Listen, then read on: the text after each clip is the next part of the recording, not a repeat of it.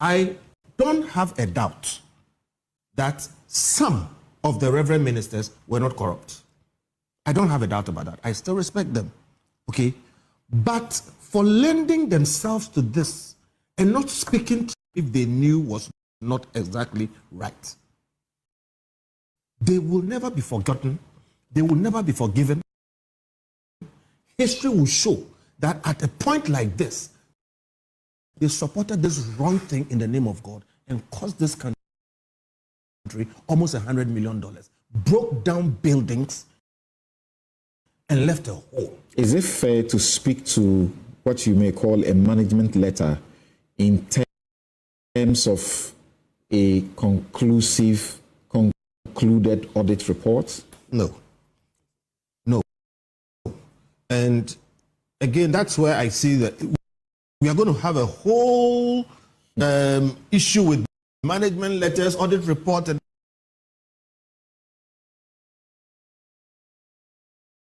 report. The records are there. Let me tell you the fundamental record you need. You need to find out how much money was spent and who spent it. It's saying, all right, even if you don't have an audit report from Deloitte or wherever, $20 million went to A, call the person and ask the person to defend David J. I don't think he has had many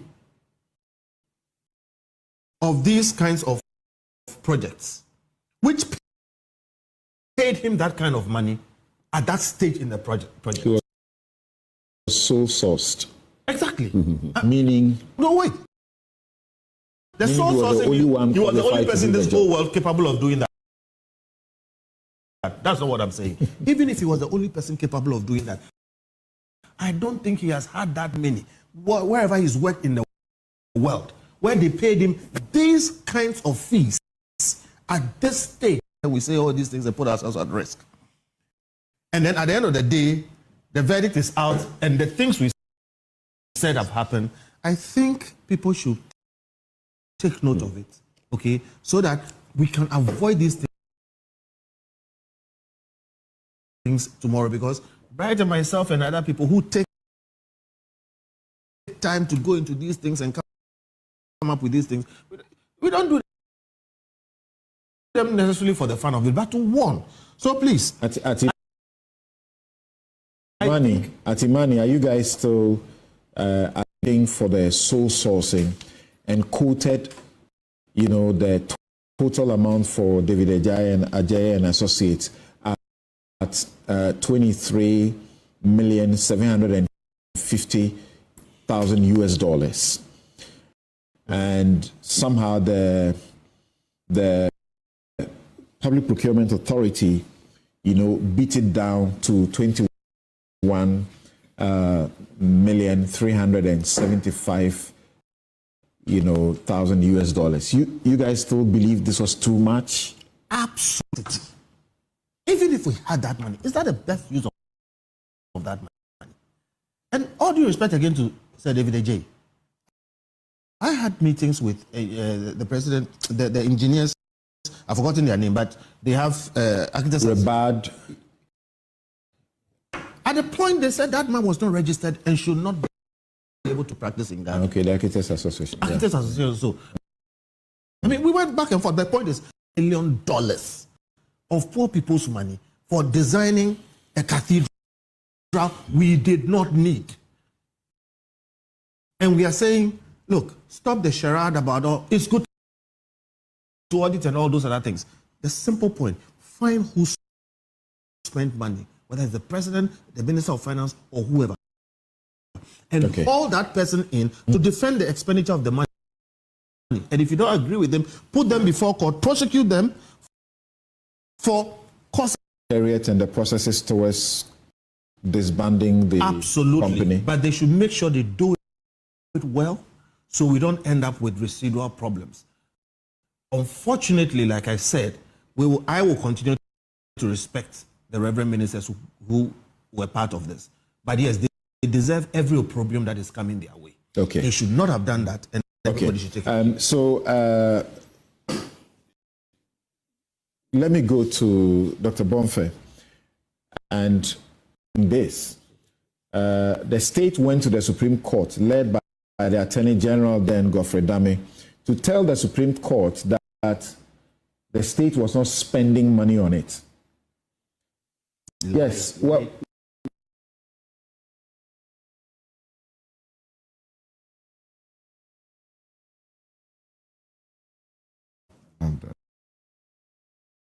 issue brings to the fore the hypocrisy I have often said we live in this country. Some said, you are right, I went to court, and if you followed the case, and I believe you did, among the things that we were seeking and the evidence that we presented before the Supreme Court, if you look at the judgment that came sometime in 2019, effectively they ignored some of the facts that we presented before them.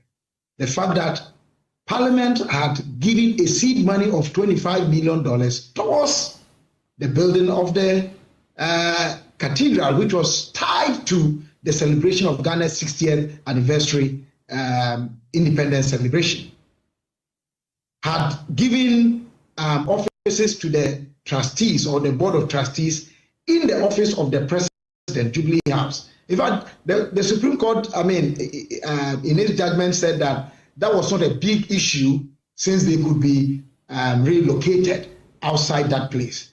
At the heart of what our case was trying to foist a particular religion on the country over and above other religions in a secular, plural, religious setting as ours, where we even have the right to choose not to believe in anything at all. But as a country and the organs of state, Parliament endorsed it. In fact, after which the Supreme Court endorsed it. And then the people of this country at the 2020 general elections endorsed it. That is where we are. You see, and again, I think Kamaldeen raised the issue.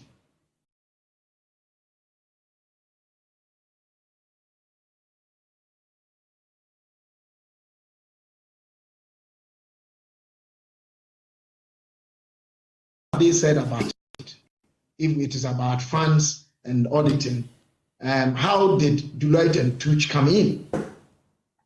And at whose expense? How do we reconcile that with the Auditor General's outfit? And then we heard recently that persons from the office of the president said they were going to turn the National Cathedral project into a national cultural center or convention, whatever it is. And then the government spokesperson is now telling us that they are dissolving the board of trustees and so on and so forth. Somehow, there are legal issues involved.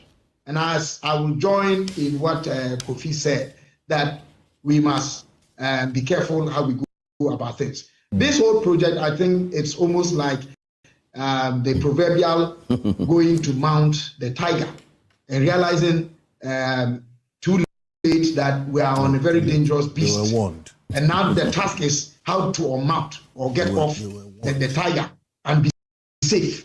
We have to be very careful. We were raising issues, and the Secretariat of the National Cathedral decided to have an audit. So they commissioned this. Okay. What is wrong in doing so?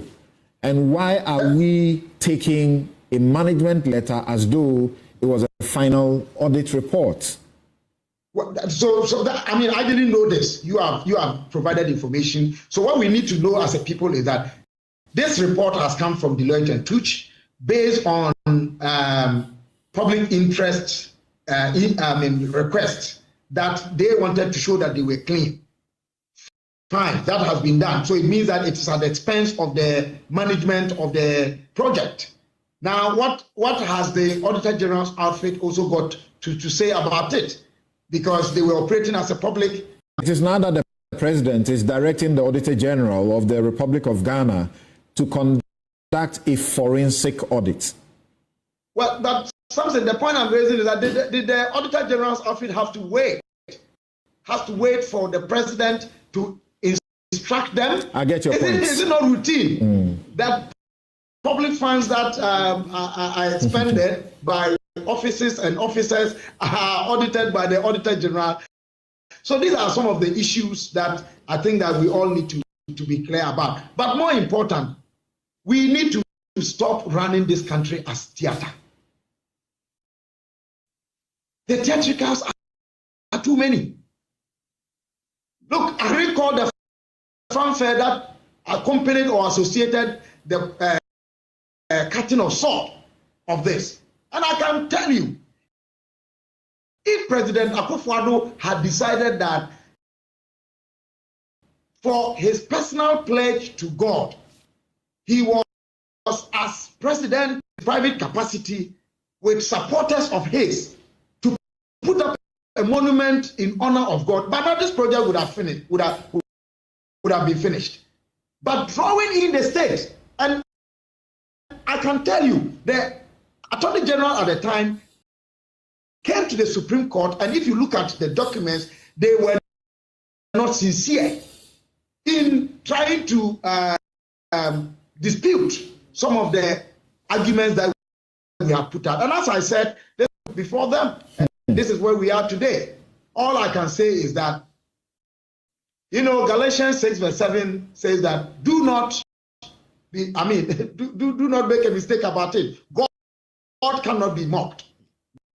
Whatever one, sows is what we will reap.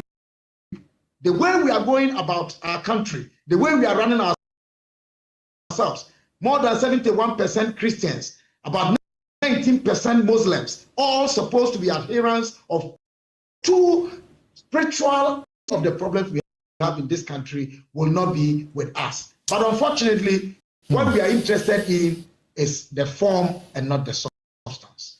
What a note to end your submission. Dr. Arthur Kennedy, what do you make of what is happening now? Now the Secretariat is, dissolved and processes are ongoing to completely, as it were, wine matters are also coming up, and the Auditor General is being asked to investigate. We are told that there's a need for the Auditor General to do a forensic audit, also because there are payments that are not captured in this particular audit, which have actually shown that we owe more than we were told we have spent so far, and so on and so forth.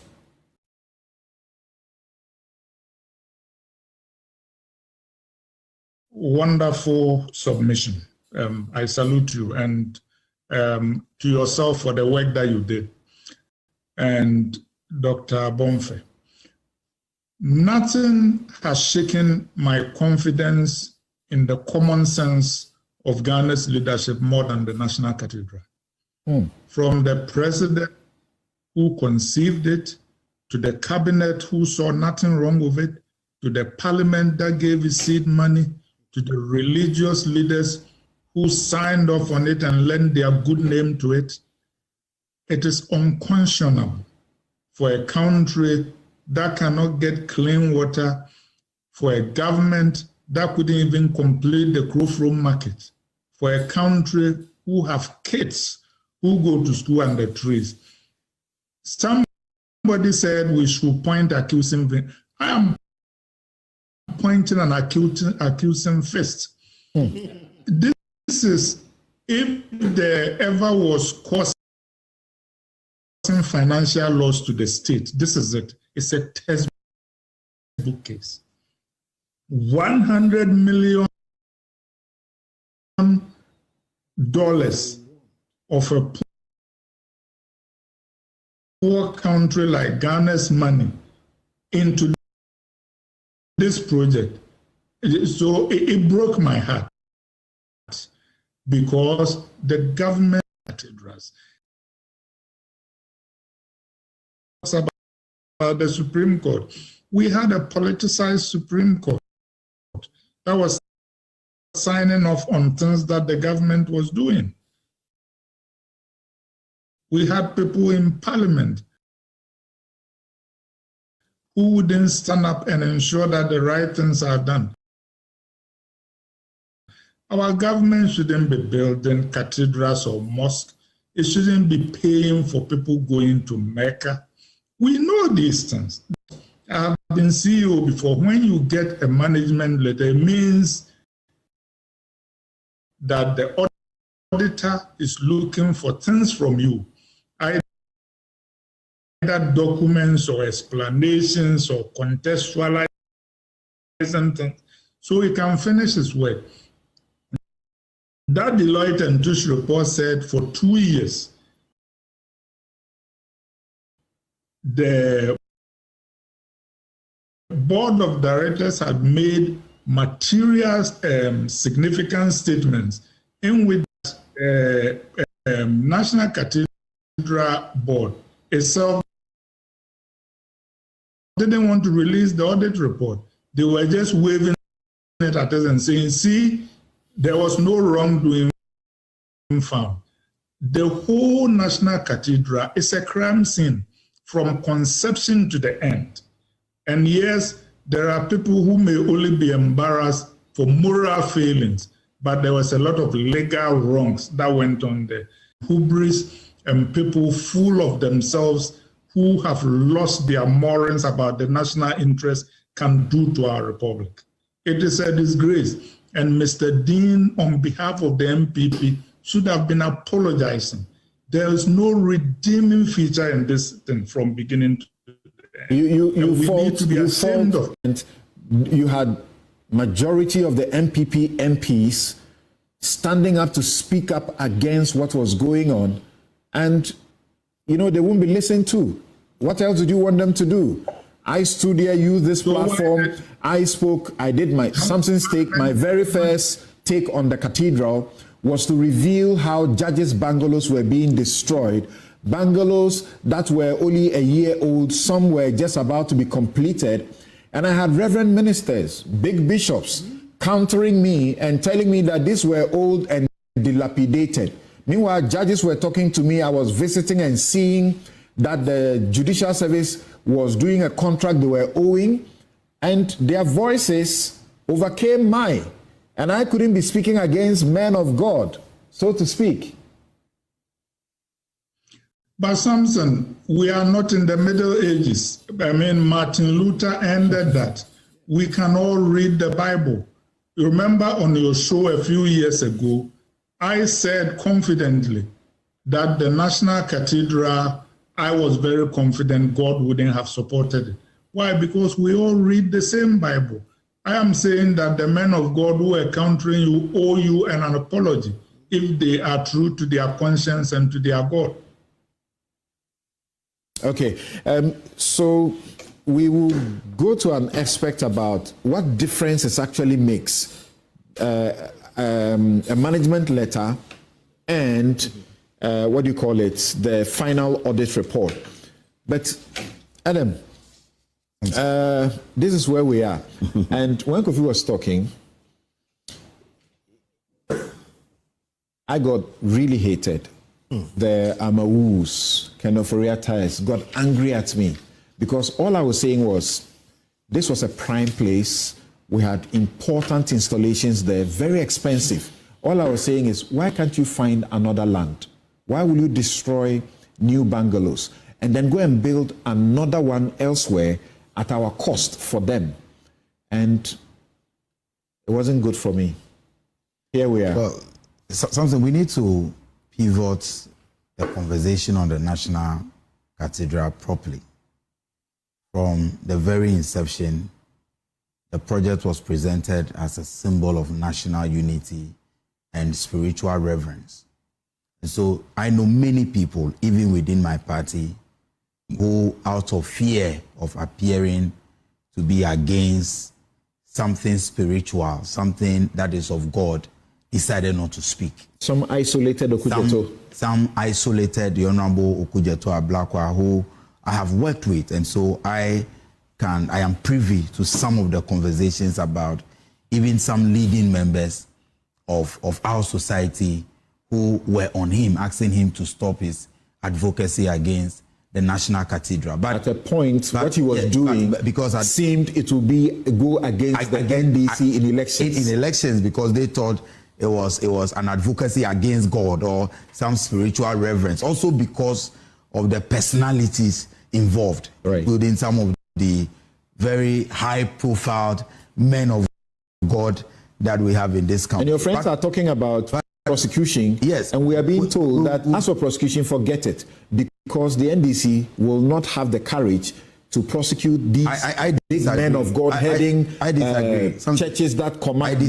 I can tell you on authority that when the forensic audit is done, anyone found to have misappropriated public funds, whether you are the biggest pastor in this country, whether you are a revered man of God, the person will be facing the full rigors of the law. But let me get back to the conversation.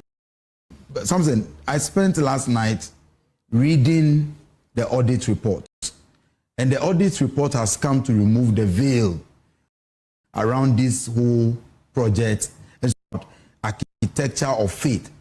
It is a conversation of accountability, respect the public purse of the republic. Because when you read the report, the audit report, something right from the beginning to the end, there were many issues that beats your mind, and some of these issues have been mentioned by the Honorable Felix Ofosu-Kwakye in his statement. For example, we are talking about the cost. Initially, $8 million was spent on the project, and so we all said $58 million was spent digging a hole, and we described the hole as very expensive. But the audit report is telling us that as we speak, the contractor is about $37 million, and so it brings the cost to close to 98 million. The conversation should not even start from the project itself. Let's start the conversation from the site and the location, because there are so many extra costs. For example, the national, the judges' bungalows were demolished. The state had to spend extra money relocating all these judges. That also came at a cost, and that is not captured in this report. Operating in a structure in one of the senior high schools in Accra, and when you visit there, you see the congestion in that office. Ghana's National Scholarship Secretariat was also demolished. Beyond this, as this state's properties, there were private. We also had private properties, private companies.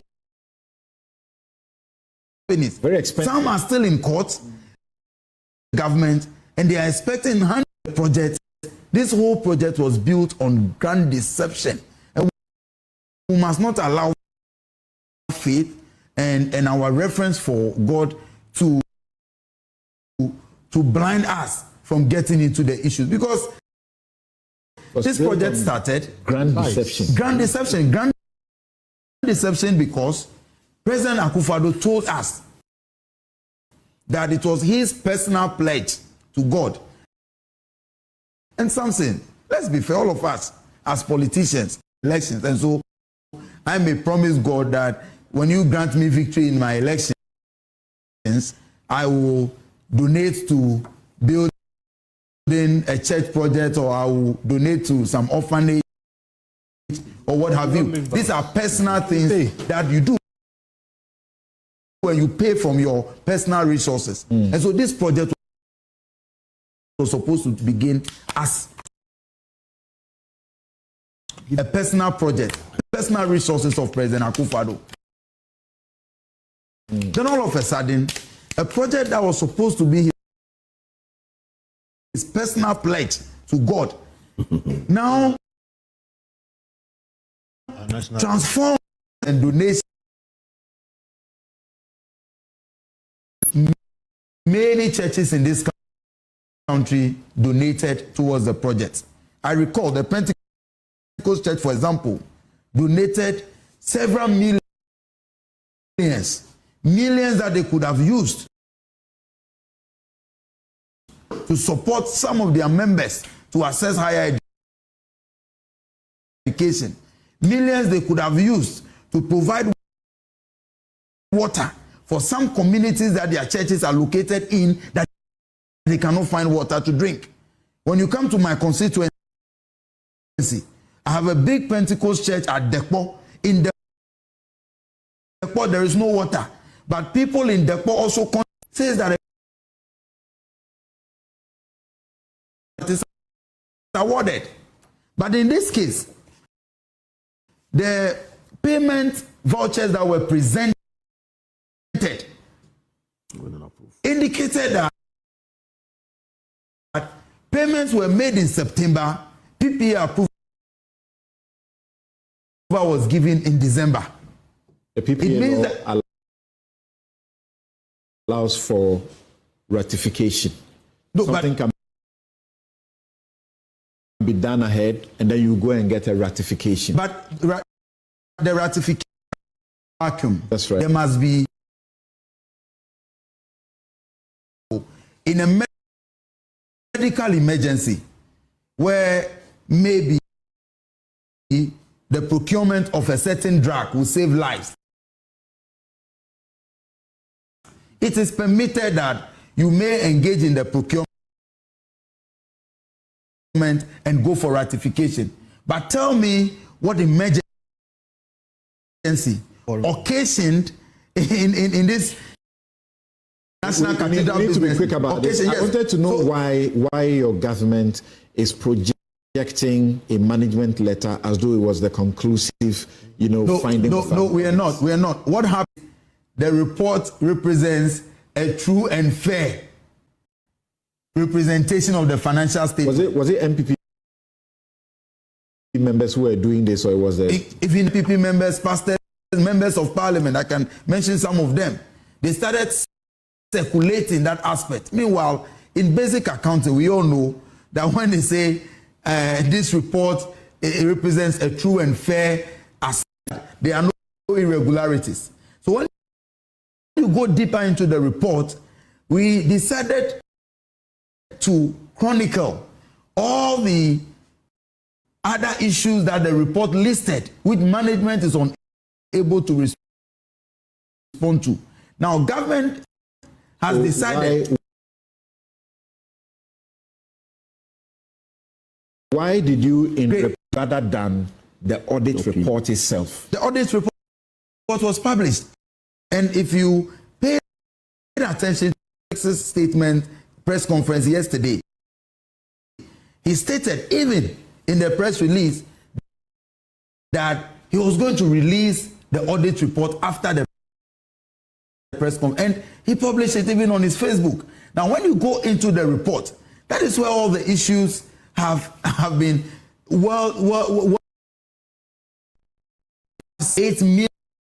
million Ghana cedis through mobile money donations were said to have been reversed successful. And the third parties, so the telcos are supposed to tell us that indeed, if I tried sending 100 Ghana cedis to Kofi Bentel, and later Kofi says the money or the transaction, they've not been able to provide it. So we have occasioned a forensic audit. Now, forensic audit and an audit, the slight difference is that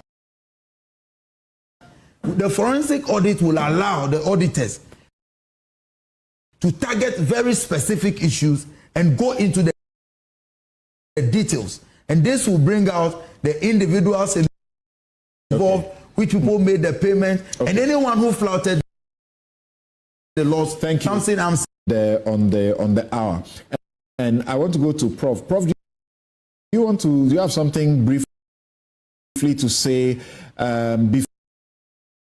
before we get to an expert to tell us the difference between the management letter and the audit itself?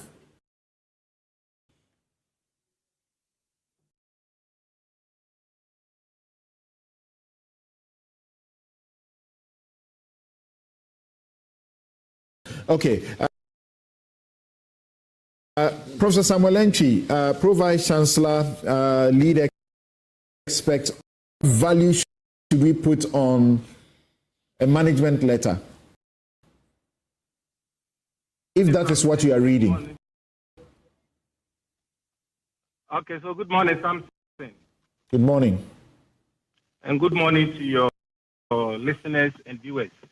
And my friend Adam and Co, I greet all of you. So we a little bit of classroom work this morning. An auditor started his work on the financial activities and operational activities of our organization. So this is why we are looking at the National Cathedral. So what the auditor does is to review documents, financial statements, etc. As he goes through the process of auditing, he raises queries. Then management will respond. As part of the audit report, we are going to have detailed work in what we call a management letter. So the auditor says, okay, you have spent 1.5 million cedis. I didn't have evidence of supporting documents. Can you provide it? So that becomes the management letter, which has the query, the response, and then the audited conclusion of the matter. So when you read the report well, the management letter is being circulated. You find that sometimes that says you could not explain enough. So I don't have, and at the point of signing of the report, you've not been able to convince me. So the main audit report sometimes just about 2 pages or a 1-page document attached to the annual financial statement. And it's a very technical document that you may not find a lot of details in it. But the meat of an audit work is always in the management matter on a specific matter. And a lot of the times we read, you find out that the auditor disagrees with the board or the management in their response. Sometimes they couldn't even produce any evidence. And the auditor concludes that, look, the issue I raised, yes, I responded on something, but I'm not convinced. And therefore, forensic audit will now get into details of things that the auditor did not agree with. Let's remember that in an audit opinion, the auditor looks at a back. It doesn't mean that he didn't commit any fraud or material misstatement. But in a balance, the auditor can say, look at the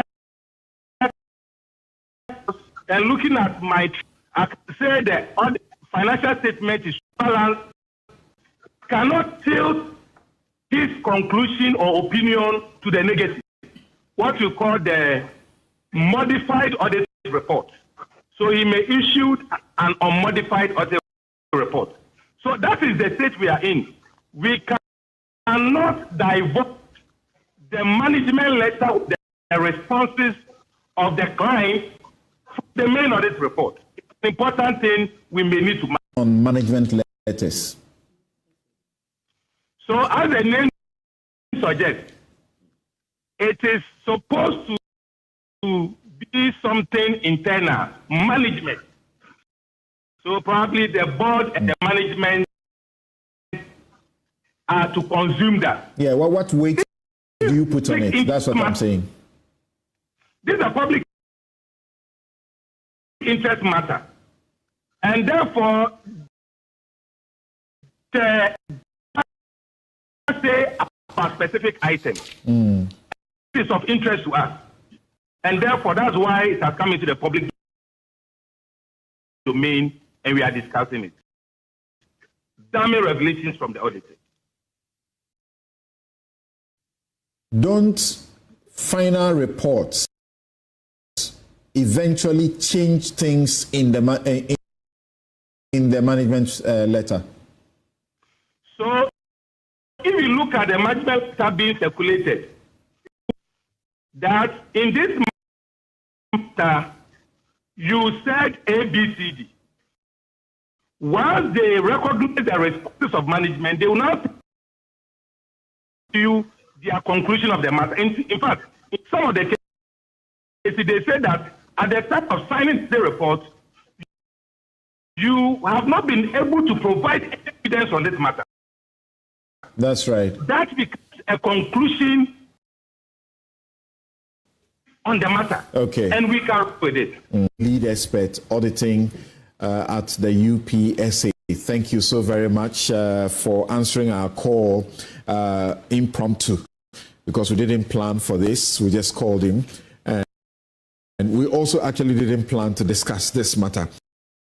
Kofi says he wants to say something briefly, and then we can break off and return to look at the Galamsey. President Mahama, a declaration of a state of emergency. What are the people within the area saying about this? Kofi? Yeah. Let me hear what you're going to say. There's a question I'm going to put to you as well. Okay. And as you can see on the screen, this was in August of 2019.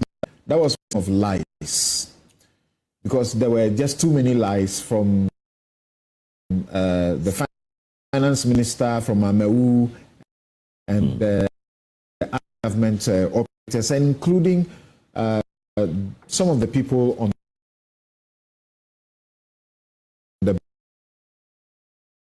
the question I'm being asked to ask you, even before you say what you want to say, went to the Supreme Court to defend the case brought by and the courts that state funds were not going to be used, apart from what they call the seed money.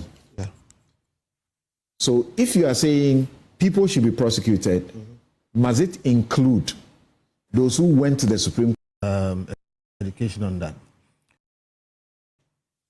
We have an adversarial system. Mr. Bonfer went and stated a number of things, and they were facts.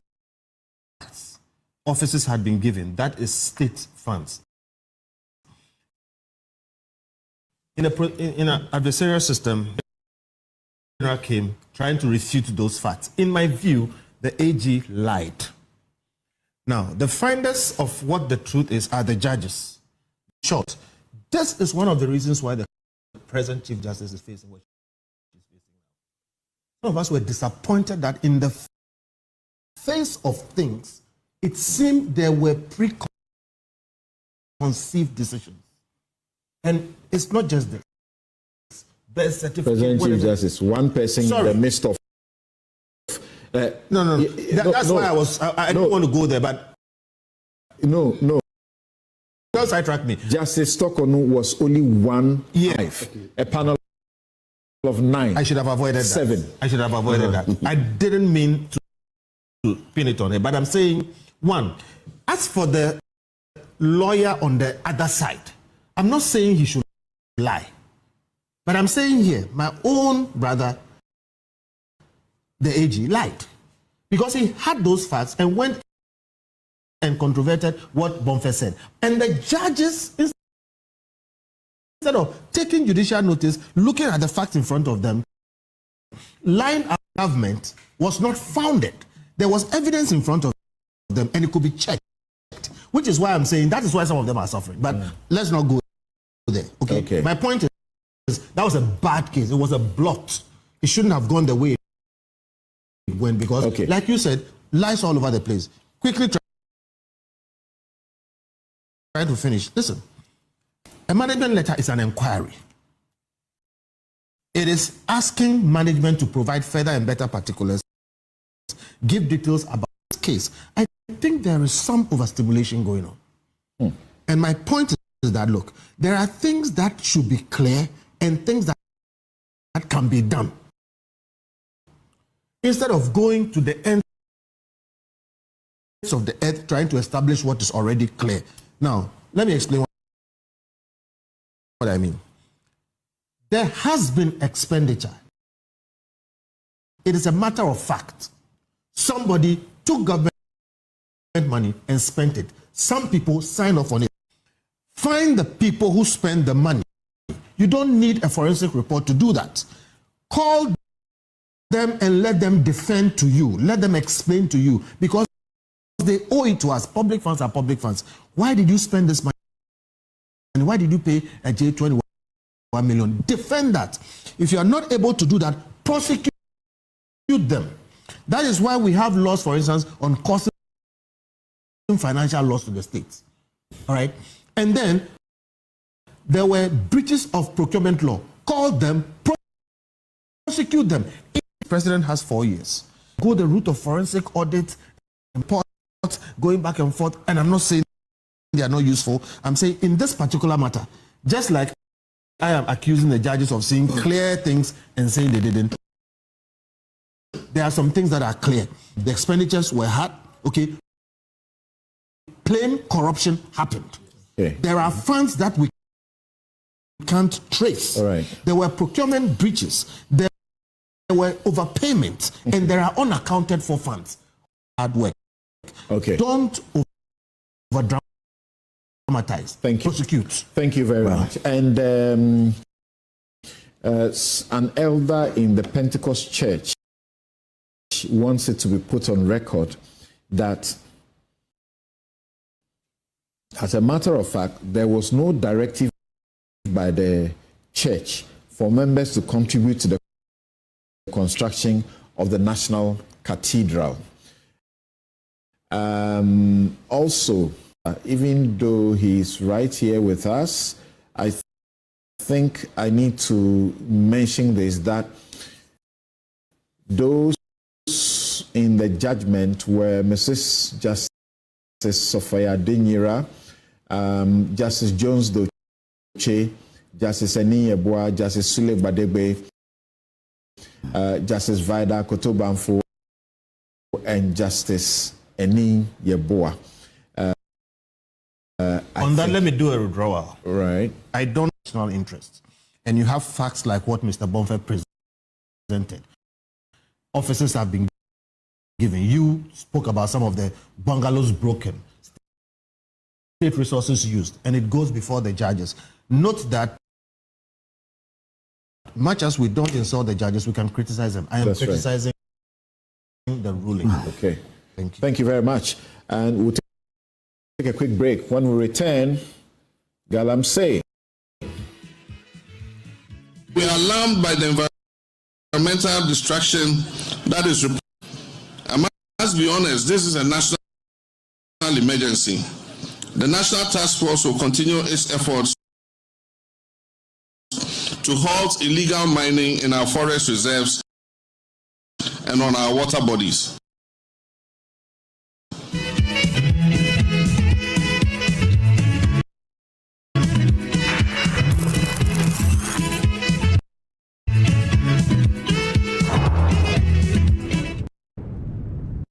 Yeah, Bongo. Hey, again. Hi, Jerry. How may I help? These days I'm... Oh, Bongo, my friend. You purchased in my room. You don't know Bongo. Oh. I've been giving free gifts, but I don't... that don't be giftism. That's MTN Rewards, sir. You can also get freebies because on MTN, doing always gets rewarded. Doing more of the things you love. Talk, text, browse, and more, and you get to redeem free call time or data by simply dialing *550#. Oh, sir. Yes, and on Fridays, you can even get extra special rewards like food vouchers, shopping discounts, and much more. Didn't tell me anything. He will move out. Doing gets rewarded, eh? Hey, but your voice is really nice, so... Would you like to know how I got the name Jolly J? That won't be necessary, Mr. Jolly. Calling customer care service doesn't give you points.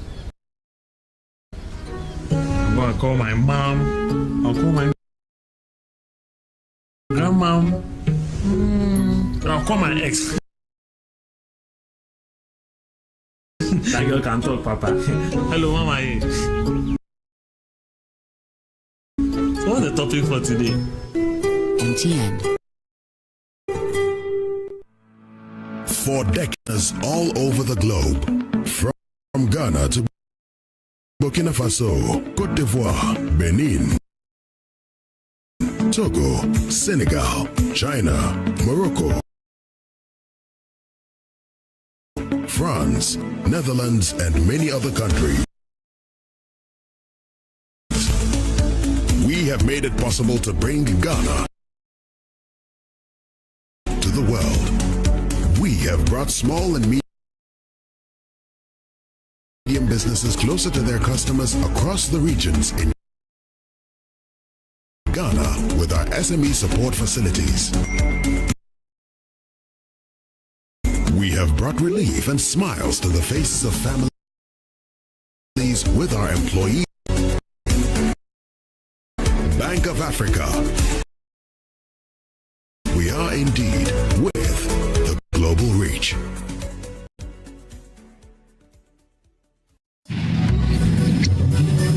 So, Charlie, the deal there, I almost get her.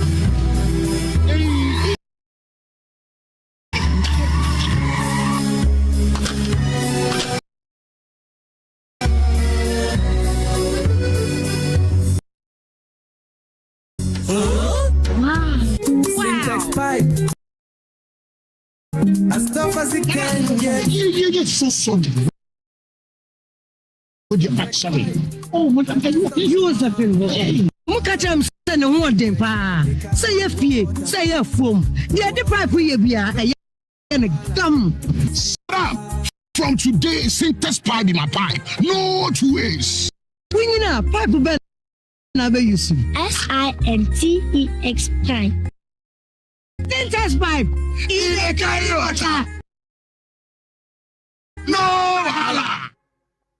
Hi. Now, let me share my wildlife experience with you at Safari Valley Eco Park. Welcome to Safari Valley. Our electric shuttle pulled up, and in no time, our tour began. We were surrounded by wildlife from the Mara, silky chicken, Shetland ponies, and so many animals I just couldn't keep up. Our tour guides taught us so much about the wildlife, their behavior, and how to interact with them. I even fed them. We also went fishing on a man-made canal. Then we took a break to have lunch in this serene environment. All this amazing experience for this price for adults, this price for teenagers. It's a bargain. As the sun began to set, it was time to go back home, but not before dinner by the campfire. People say you give more. Is this true? Oh, it's more than true. See, you're rich and get more from us. Your childhood friend gets more from us. Your favorite uncle gets more from us. Your roommates gets more from us. Digital solutions get more from us. Rewards be free.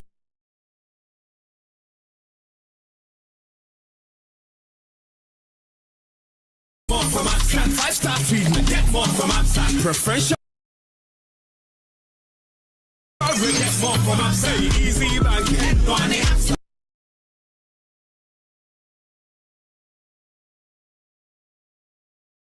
Instant loans. Get money. Bank party. Get money. It's account and get more from us.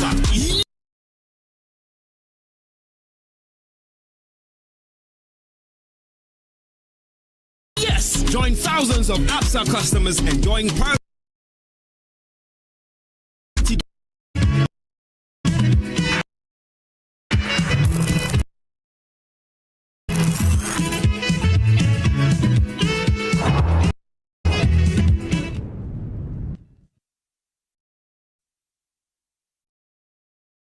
Welcome back. This is Newsfile. It's your most authoritative news analysis platform, and here in Newsfile we put Ghana first. And I had mentioned earlier that an elder of the church said there was no any such directive to the Pentecost Church for them to make contributions. We are getting contrary views that say that they were encouraged, not like a directive. In a local church, there was an encouragement for them to contribute, particularly as you know, their national leader was the one who was leading the process. Obviously, Manche Bruce in Takra, the project sustenance. The project, Kofi Betts said the project is dead, it never lived. Okay. So I'll shelve your messages for now. Let me go on the subject of Galamsey. Let's hear President Mahama this week. But we are alarmed by the environmental destruction that is reported across Awaso, Dadieso, and Sefia and Rianso, mainly due to illegal mining. I must be from legitimate small-scale mining companies. I've requested that the authorities arrest and prosecute any individuals involved in this illegal anti-Galamsey activity. In addition, we are establishing a forward operating base of the Ghana Armed Forces in Ponikrum as requested by Nananum to respond swiftly to security threats and bombings.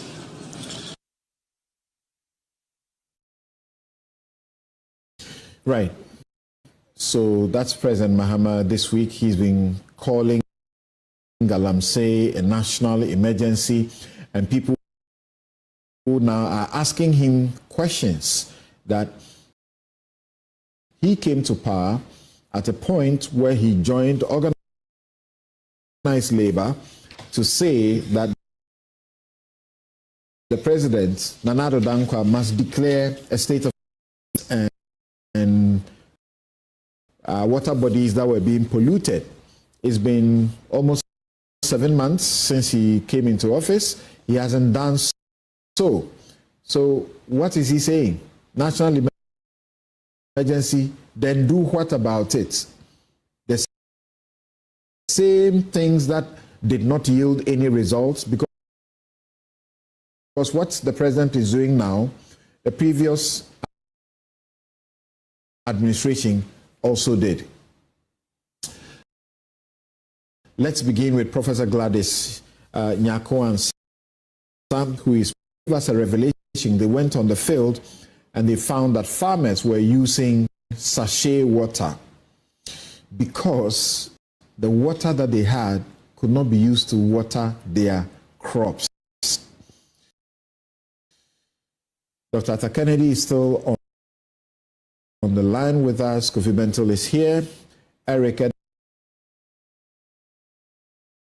Agbana is here. Kamal Dean is also still here. And Dr. Kwabena Bonfe is also on the line. Prof. Good morning, Samson. So I wanted to wish the NPP party all the best in their conference today. That by the time they are done, they will leave our campus as clean as they found it.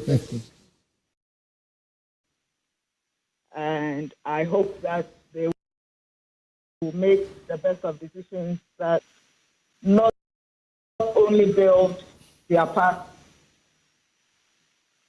I'm very happy that President Mahama has gone on a Galamsey tour and has seen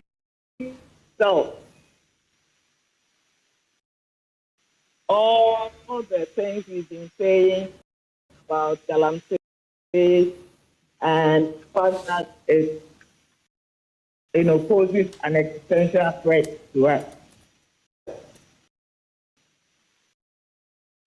Acknowledging that this is a national emergency.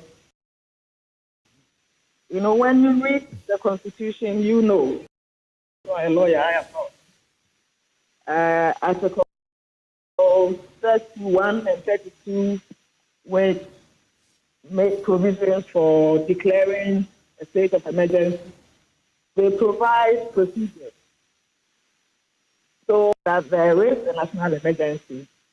He will go beyond mere acknowledgement and now follow the procedures that are outlined in the Constitution, going to Parliament, and actually declare officially a state of emergency. He will not leave it to the Anti-Galamsey Task Force. Anti-Galamsey Task Force is not in the Constitution about dealing with a national emergency. So I am saying that I am happy he has finally acknowledged that to go all the way, to follow the steps. We have read about the steps, so we are expecting him in the next couple of days to go through the processes and to properly declare a state of an emergency and allow the institutions and the bodies that have been mandated to work towards restoring equilibrium and balance in a state of emergency to work. That saying it's a national emergency does not mean there should be a declaration of a state of emergency on those sites and water bodies. He says that. No, he says that he honestly admits that this is the situation we are in. However, the task force is what should continue. Forest Reserve, mark me by the work and the effort I make, not by the declaration of a state of emergency as a label. No, I disagree with him with all due respect. So, when the Constitution makes provision, the Constitution provides procedures to follow.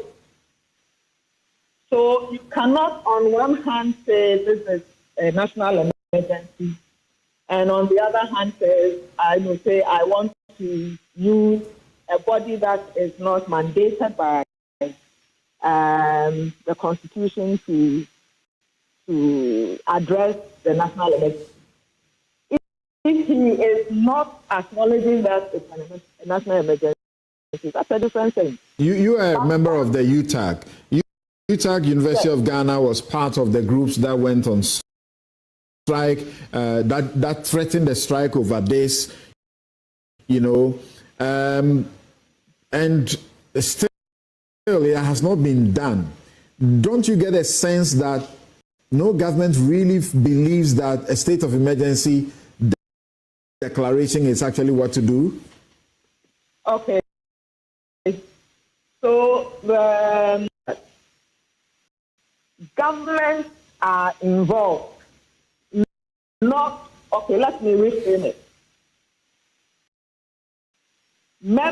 Some members who are part of the government, whether this one or the previous, are involved in this national emergency called state. And politicians think about the nation, they are thinking about parties, they are thinking about votes. And so they are very careful in choosing their words, ambiguous words and phrases, so that they can always wriggle themselves out of trouble. Now, I read some of the quotations, this tone of his submission, the words, the choice of words, and what that man is doing is daring some big party people. He is threatening to reveal identities, to tell stories that would bring some people down, that he, the main person, there are people behind it. So his party members or anybody who is in this country, because we know already, we know there are people talk. The people who are in the Galamsey areas, they know the people who come there. They know the people who own the excavator. They know the people who come to collect the gold that is dug out of Galamsey. They know. Okay. So it is not new. All right. But we should go beyond. A man called Judith Brown wrote an article, online article, where she outlined the potential losses to government if government should declare national emergency. And she emphasized, well, the whole thing was about how much gold, how much money, how much revenue the government percent of national GDP from gold mining. Now, what she is silent on, which I want to ask, right, are these. If the government declares a state of emergency, no gold mining, illegal gold mining, how many lives will be saved? Thank you very much. Kidneys, please indulge me. Let me finish in 1 minute. How many kidneys will be protected? How many needless deaths? This week, young people have drowned in Achimwenchi. How many such needless deaths will be prevented? How many lands will be protected? How much cultural heritage will be protected? How many people will be saved from waterborne diseases, skin infection? How many healthy babies will be born? And how much money will the nation save on health? When we make the analysis, we should not only think about how much money gold brings us. Okay. What about this?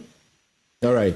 Thank you. We should think carefully. Thank you very much, Prof. Thank you for joining us with those insightful contributions and comments. Thank you very much for that.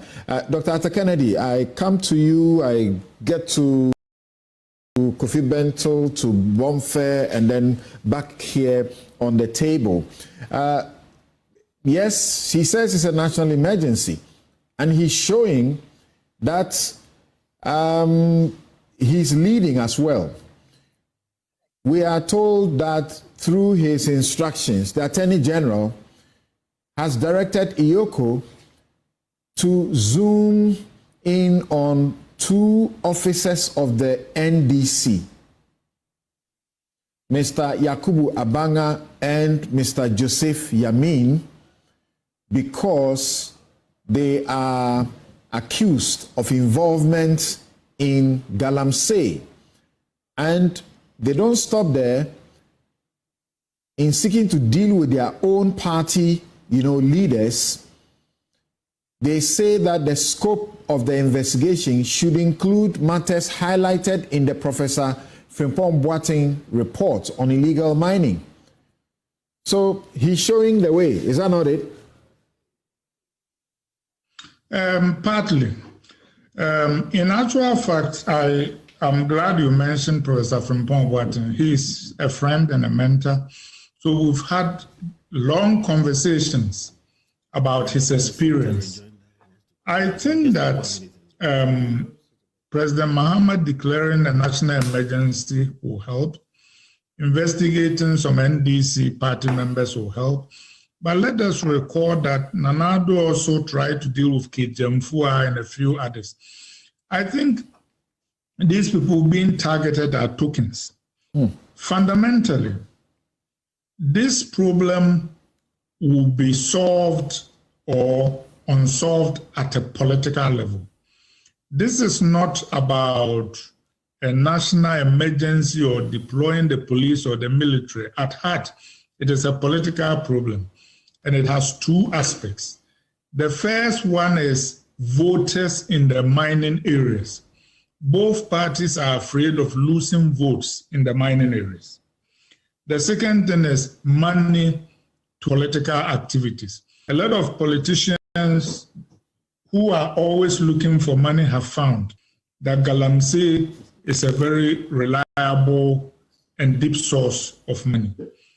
The intersection of those two things have led us to the reality that, in my judgment, very well considered, neither party will solve Galamsey on its own. The only way Galamsey can be solved is for there to be a political agreement that will depoliticize the solution so that neither major political party will take either the blame or the credit to the extent that it exists for solving this. So I think that somebody like the Asantehene should bring President Mahama and whoever the responsible parties in MPP and NDC are together and broker a political solution that will make this a third rail, which means we are solving this as a national problem and no party can take credit or blame. I am telling you that President Mahama right now is being told repeatedly by his NDC members how many votes they stand to lose in mining areas and how much money they stand to lose. In actual fact, I am confident that part of why the MPP almost lost the 2020 elections, that is if they didn't lose it, was because of the Galamsey fight that Frimpong Boateng left. Unfortunately, it didn't solve the problem, but it was significant enough in the view of MPP insiders to cost them control of parliament and almost cost them the presidency. That is why they scapegoated him by kicking him out of the government and then even went ahead and attempted to prosecute him. The NDC was watching. They learned from that the lesson that if you are not careful with Galamsey, it will cost you elections. The truth of the matter is that both political parties will rather win elections than solve Galamsey. So the only way this problem will be solved is to build a political consensus at the highest level so that it will not be one president or one party or one government going after Galamsey, but all of us, so that we will go after the corporates regardless of whose ox is God, mobilize all the state resources.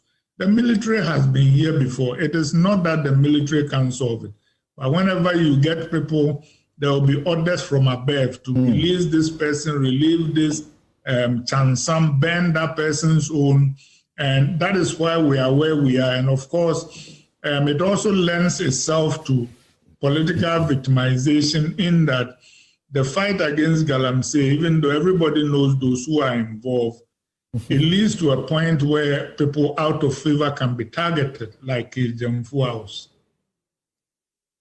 Dr. Tony Edu, former senior presidential aide, says 6 months is long enough. This thing should have been eliminated. He wants 1,000 boots, military boots on the ground, and this will be dealt with.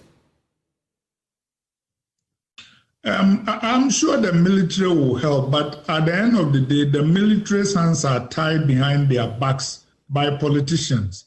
Because at the end of the day, the military will clear the place, they'll get the chances, they will arrest people.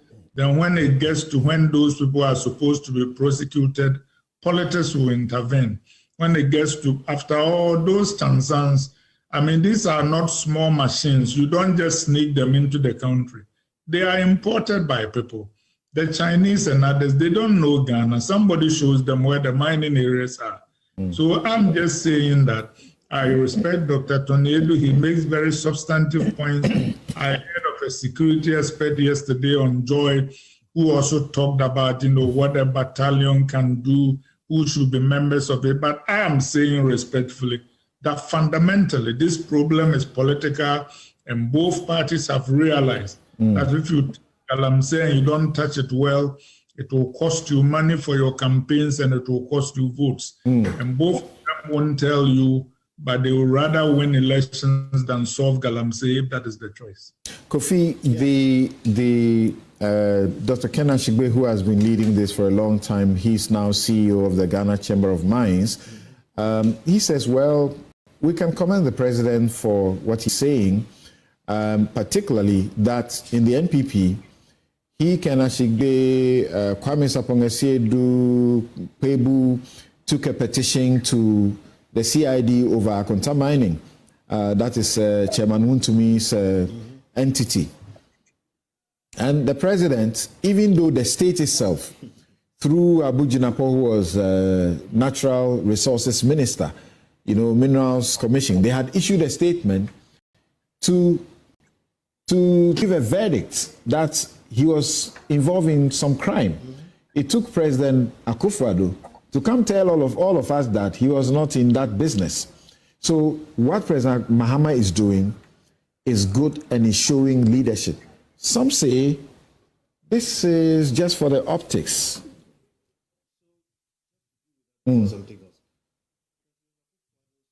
Record on Galamsey is abysmal, and it's one of the reasons why MPP lost with the margin that they lost.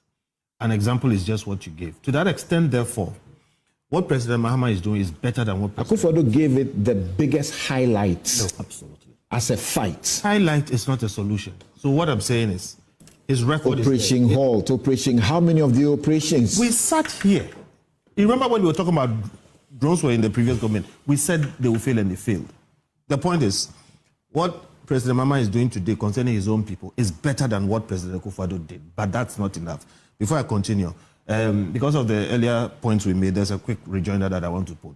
One, Chief Justice Gertrude Tokon was not on the panel that had the issue around the National Cathedral. I stated that. You did, but I think there's some response, so I need to clarify. So that should be clear. We are still disappointed with what that panel did, but that point should be made clear. Number two, Godfrey Dame was not the AG then, he was the Deputy AG. And the issue that came was not about state funding, whatever. It was about the constitutionality of the state getting into it. And they defended that the state was not necessarily getting into it and all those other things. And that indeed, it was not unconstitutional for the state to support, just like they support Hajj. So I think those clarifications, we made it earlier, but I want to say it again, so we don't have it. I think it was because he was in court. Yes, so people remember his face as Godfrey Dame, who was we need to defending. Be clear. We say things here, we don't have all the time to do all the details, but I think it's important to be clear that it's not personal at all. Back to Galamsey. So see, I say, so far, we've had only 6 months, all right? This president has done or given signals or indications that we never saw in the other place. But it is not enough. Why do I say it's not enough? Even in these 6 months, Samson, I sat here on this platform and said, President Mahama will not repeal LI 2426. What happened? Everybody was saying, what happened? He didn't repeal it. All right? I was one of those who doubted you. I told you straight. I said he won't repeal it. Because they were so clear about it in the campaign. So well, the verdict is out, right? I was right. Everybody else was wrong. And I said, there were a new set of people out there mining, including new equipment. They are shifting off the old set, putting in a new set. Today, as we speak, some people are under investigation. They're not guilty at all, but we'll live to see. All right. However, the indications are that I agree with what Dr. Atakanegi just said. People are telling the president that don't go there because this is what we need to do, A, B, C, D, E, and he seems to be listening to them.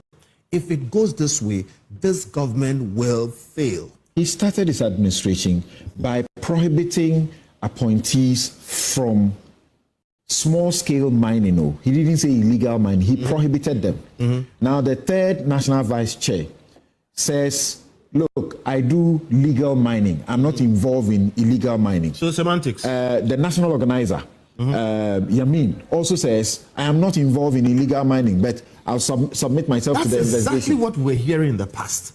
That, please, not all of it is legal. This is legal. And then you don't know what, and they're all messing up. Okay? And you made a point. He prohibited them from small-scale mining, legal or illegal. That's how I understood it. But they are in there. My point is clear. And again, I'll make it short. The indications are bad. If he doesn't take a very serious step above and beyond what the previous government did and allows people to say the things they are saying to him, this government will fail again on Galamsey. Galamsey, the National Cathedral, and a number of issues were the reasons why the MPP lost with such an abysmal margin. I again agree with Dr. Toniedo. In fact, I've said it before, that the Ghana Army does not lack the wherewithal to solve this problem. But note this, Galamsey is not an environment. It is not an economic problem. It is a political problem. Why it is a political problem is that the politicians are the people involved. Anytime we have put the army, the police, and other security agencies there, they end up getting accused of complicity. Yes, that's why it's a political problem. Because, like they said, arrest people, please release this one, release that person. So I agree with him that we need to. Once them in a space where the politicians, they will be out of reach of the politicians. But here's a problem. I don't see anything more important for our National House of Chiefs to do than to constitute from that place, National House of Chiefs, a group which will lead the fight against Galamsey. Have commissions on small arms. Galamsey is worse than small arms. Maybe it's time to have a commission on Galamsey, have the Santini and other prominent chiefs on that, give them a battalion of army people, and make sure that when they take an action, nobody can say, release this person or release that person. But Samson, I'm getting despondent about our ability to fight Galamsey. Now, I am ambivalent about that because gold mining has not really gone down to help people that much until Galamsey came in, and then all kinds of ordinary people are, benefiting from it. But look at what it is doing to our environment. So we need to, this is one of the things our political leaders must sit down, do some really hard thinking, come to an elite consensus. A declaration of a state of emergency in those areas, forest reserves and water bodies, what will that change? Admit that there was no need to draw this whole discussion on illegal mining. I don't call it Galamsey. And I think part of our problem is we have given an illegality a name that means something else and seeking to euphemize it. To begin with, in my view, the legal regime on mining in Ghana from Article 2576 to the Minerals and Mining Law 2006 Act 703 with all the amendments that have been done to it. That's compound into an insensitive, wicked, unsustainable, and unreasonable colonial relic law that cannot be allowed to continue to stay on ownership. If you have a law that says that when I sit on my land, and here in Ghana, we know, you the lawyers tell us, ownership of land is at individual, family, and at two level. The state owns no land. And yet, when a mineral is found anywhere in this country, and we know from the records of survey reports 1913, A.E.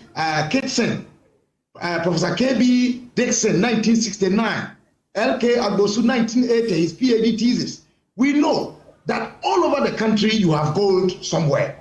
We say that when gold is found somewhere, that gold or that mineral is the property of the Republic of Ghana and is held in trust by the president on behalf of the people, such that the state can forcibly enter that land and only pay compensation. This has been partly the problem that is associated with the illegal mining. Then, because of the unreasonableness, we are not able to enforce properly even the proper laws that we have made of them. Don't mine within certain period, don't go to a certain extent closer to water bodies, and so on and so forth. And if you take the 4 licensing regimes from the reconnaissance through exploratory, through the environmental and environmental permits, and then the mining lease at various stages, which have got to go through certain protocols, we skip them. And people holding, if you like, reconnaissance certificates have gone into mining, and we watch them. So these are some of the things that I believe we need to look at. It's about enforcement and changing the colonial relic, which is still sitting on our books in Article 2576, and then the Mineral and Mining Law, Section 1. And then I think the involvement of the people, and something, maybe this will be my last point on that. The verdict of the people of this country on what we call illegality, or what we call illegal mining. You have called it galamsey. So wrong. I tell you, we pretend we are angry about it, but we hold it. We say we abhor pork, and yet we relish pork soup. That's what we have become. Go to our communities and hear that some people are coming to explore mining, and see how our chiefs troop to them. I have experienced some of it partly in my mother's hometown in Bamboy, where family lands were going to be given at some paltry sums to some people who were parading in the name of government officials because of some paltry sum of money. So as a people, the verdict of the people against illegal mining is one that I think is not so much strong and so much that we are opposed to it. We are interested in the money. We pretend that we are angry at the revelations that are coming out. Persons with disability being born out of that, menstrual cycles being destroyed, impotence arising out of that, metals in our body systems, and then the air we even breathe is contaminated. But is it something that we are dissatisfied about and we are concerned to change? I think the verdict of the people out there is not one in the negative, and that's why we are still living with it. If the verdict of the people was negative, that we don't want the illegalities, something I tell you, the president and the team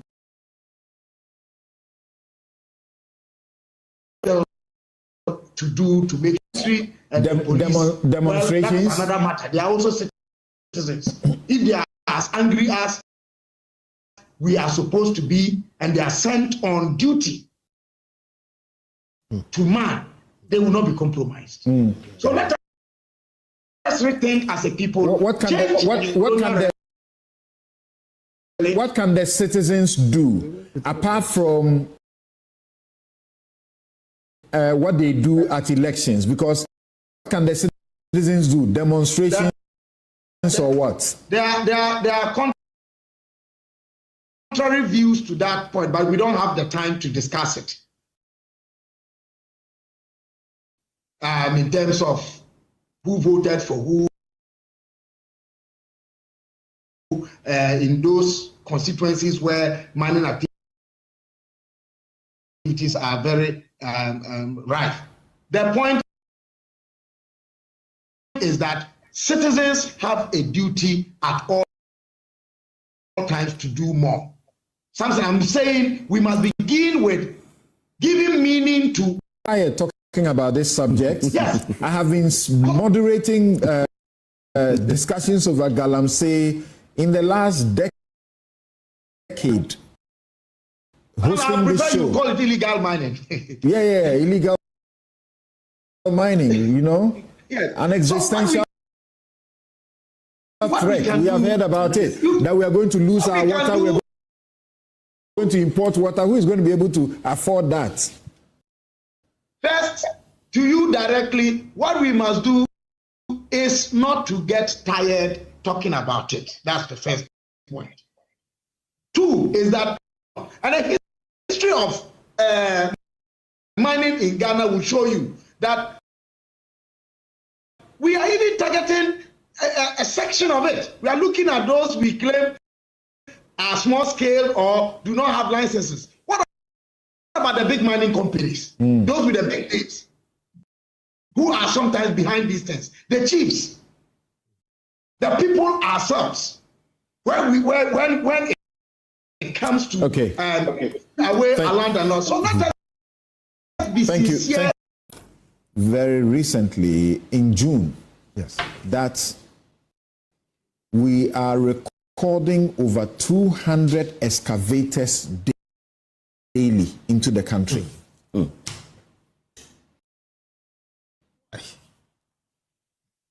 So what?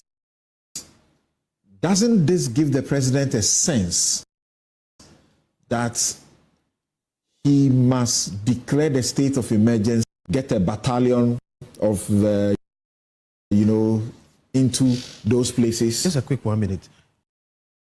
Declare excavators a dangerous weapon that cannot be imported without a special license. Well, something. Yes. Galamsey or illegal mining, as my friend Kabila wants us to call it. There's an issue of environmental degradation. But water is free. But it is not. I'll tell you that even water. It's not. Don't allow it to. Yes. Well, water, yes, we don't really have it as it is, but even that, we have a different issue of sand winning. Yeah. And that's another conversation. I was advised by experts that if I like to buy foodstuff on the way when I travel, the safest place to do it is in the Volta. It is. Not any other place. It is. But we are also now confronting this national issue. It's a national security, a full-blown national security issue. It is a national emergency, as President Mahama has described it.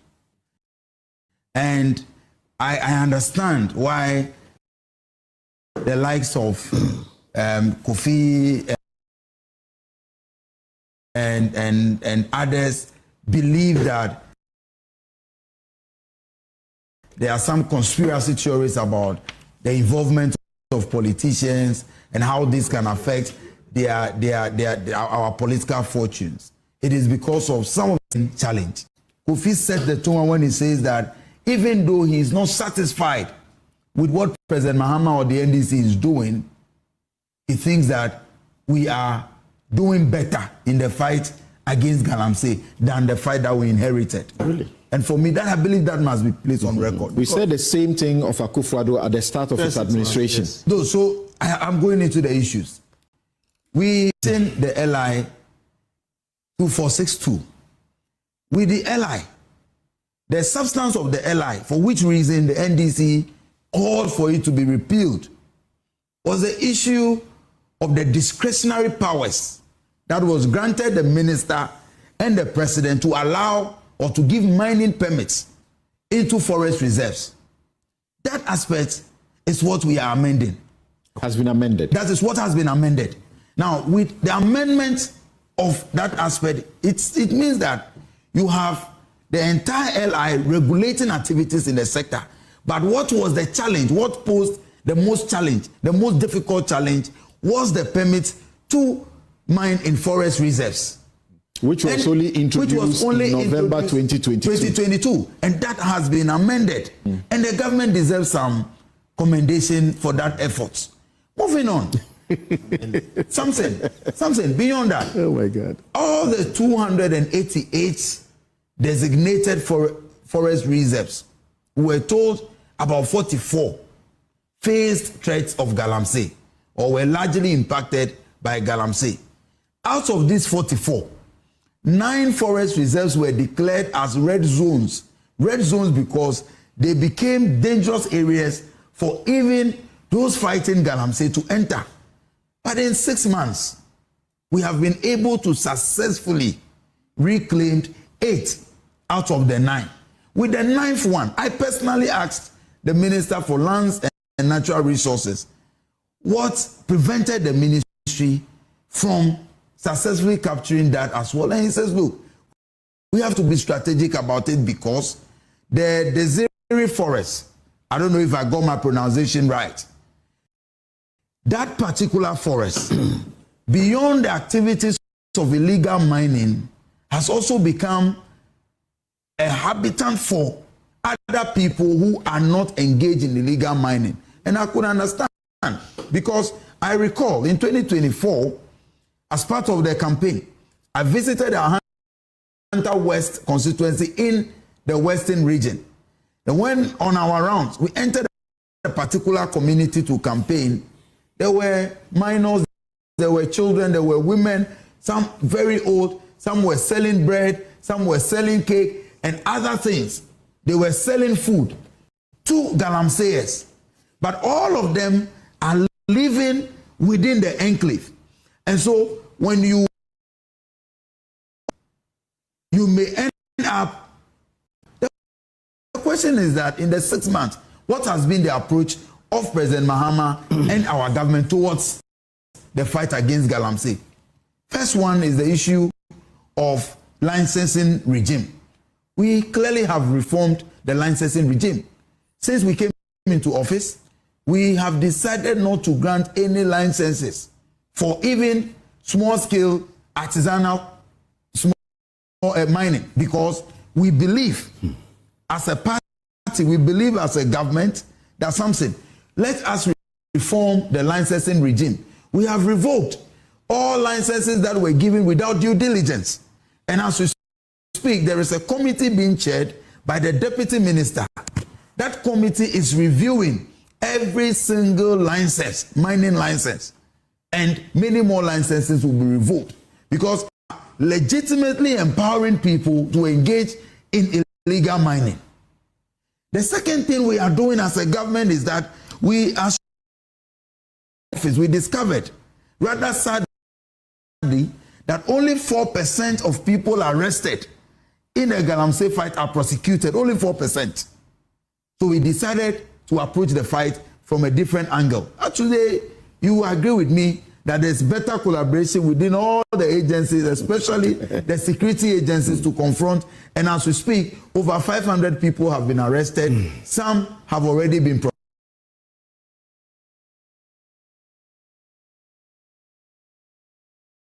prosecuted. We have gotten to a point where, regardless of your political affiliation, regardless of who you know in authority, if you are arrested as a small-scale miner, you will be dealt with by the law. And that should give you confidence that indeed the government is fighting galamsey from that angle. The third thing we are doing is the reclaiming of the degraded mines, the lands. We all know how expensive it is. It cost us about $35,000 or more to reclaim at least 1 hectare of land. But government has been committed to the fight, and as we speak, we know that we already like the Tree for Land activity. So something, government has not thrown its hands in despair in the fight against Galamsey. We are providing alternative sources of livelihood. You're speaking the longest so far. Okay, so we are in conclusion, something. Yes, it is still a very difficult, very complicated fight. But the situation being raised is that President Mahama is not using any extraordinary means. He's using the normal methods that were employed earlier. So if you say it's a national emergency, then approach it Firstly, referring to Article 31 of the Constitution. State of emergency. Absolutely. Same referring to laws, onic laws here, we say talk about Emergency Power Act, which is there as well. Now, point is, if you come, my brother Agbana tells us that, look, you are not complaining, you are not whining about this matter, you are not throwing your hands in despair. You come to mention of this country that, look, this is a national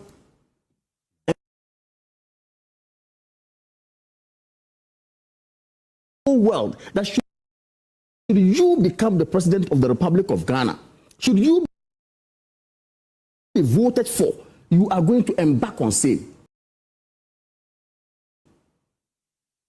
Why not? Look, Samson, this Galamsey, from between 2022 2023, killed over 50 security personnel. 120 civilians were killed.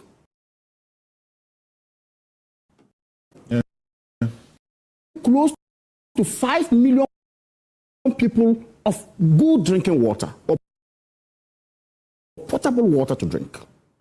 Galamsey is ensuring that we sit here, the natural resources that God has endowed us with, that this country could harness and be better, have all the amenities that we need, is actually depleting sin. Okay? Now we all agree that, okay, the man that I will even put my presidency on the line when it comes to the fight against illegal mining has done nothing. We all agree. But that was argument out there. Akufo-Addo even telling Ghanaians that, and having the people now in power who have been trusted that, look, when they come, they will be able to do better. We are still having stories being told. We are still getting stories being told. You see, and I could not have agreed more with Kennedy when he says, look, lack of political will is the issue. And it's a fact. I was part of the operations of our campaign in 2020. I know what happened to us in Pristia-Honi Valley. I know what happens to us in Takwa. Akufo-Addo in 2024 had shown some, if you like, fight, strong, visible fight against Galamsey, who would have won the election. I disagree with them. Rather, the reverse is the case. If he had actually said that, look, let's throw our hands in despair, let's leave them alone to do whatever they want to do against the environment, we would have rather been able to get support from all these areas. Emergency, state of emergency. We all know what causes it. Is say a conservative factor in that regard? And if it is, with the greatest respect to the President of the Republic of Ghana, you promised. Do it. Go for it. Now he said, Yamin is called. Abanga Yakubu is called. Again, back to Atta Kennedy. What? And that was actually an illegal activity. They were not supposed to be burning them on site. Later on, you see, and we keep flip-flopping on this matter. Burning excavators, Ghanaians were, hey, why do you burn excavators? Okay, let's stop burning excavators and arrest them, whatever. Ghanaians say, no, burn excavators. No, Ghanaians haven't said. Some. They say follow the law. Absolutely. You see, but that brings also, proposing. Even guided by a constitution. I know, I do know. Article 13 is clear. I was following how Kenya shall not be deprived of their life. I know. Except they have been convicted by a court. Something. What does judgment has been passed that they should be killed? What does the UN principle say? When there are acts that appear strictly against causing their deaths. What does the UN principle say? Due process. I know. However, shoot and kill is due process as well. Yes. Look, example is, let me just give example. In 2016, Kenya, on this ivory poachers,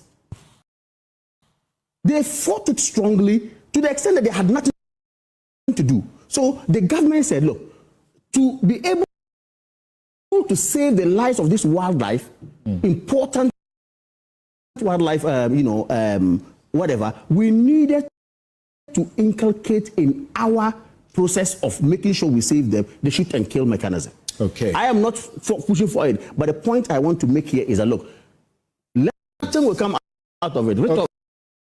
Yes. Okay. What an interesting note. Nothing. What an interesting note. But I keep asking myself, I vote for leaders. I pay my taxes. You are supposed to do the job. Then you come back and say, we are not all involved. I'm not involved. Kuku says that why isn't there Galamsey in the Volta region or the mountain towns of Kwahu? It is because the chiefs and people there have sworn not to allow it. Just like the chief who is a judge, what's the name again? Domahini, their area. They don't allow it, so it hasn't happened. So Kuku is asking that question. It is because the chiefs and people there have sworn not to allow it. They reject its profits and with it, its dangers. Kwabena Bonfe is right. In every community, the people know who is a stranger or an alien. If a chief and his people are truly against illegal mining, they will hound anyone who enters their forest to mine, and more importantly, they themselves won't indulge in it. If they want illegal mining, they will fight and kill who show up to try stopping it.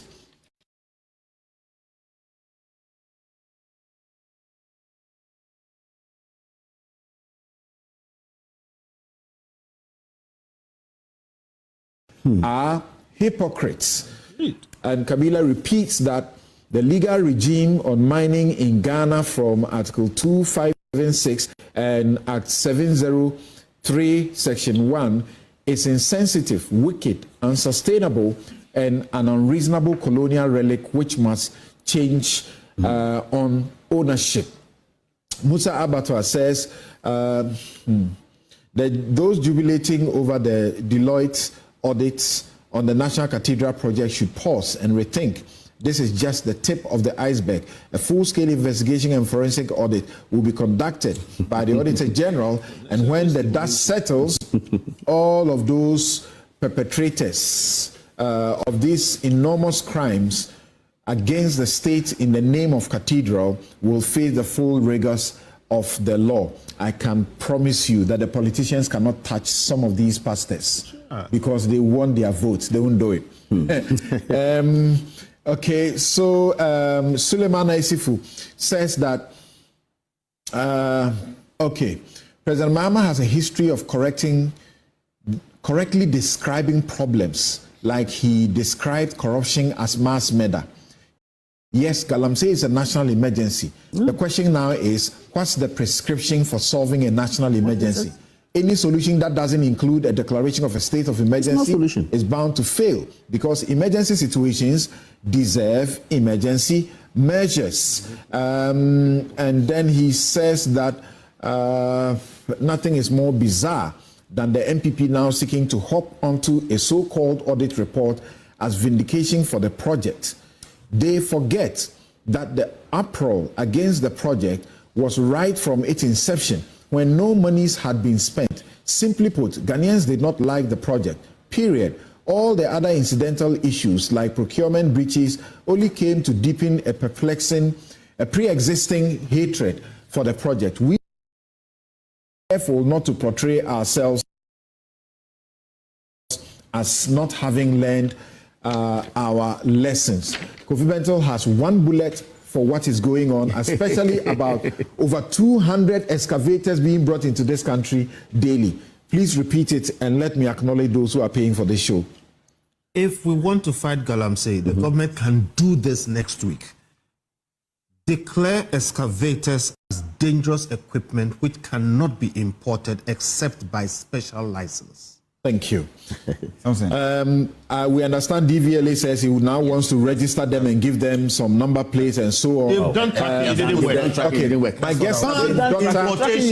Arthur Kennedy, physician and political activist, Professor Gladys Nyakwansa, principal investigator, University of Ghana Anti-Galamsey Project. Kofi Bentel is lawyer and senior vice president, Imani Africa.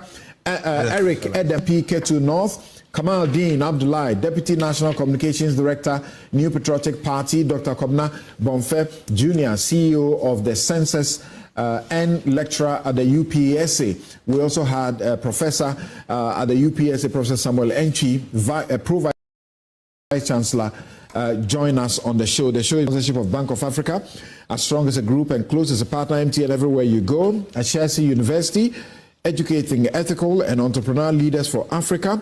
Robert and Sons Optical Services, your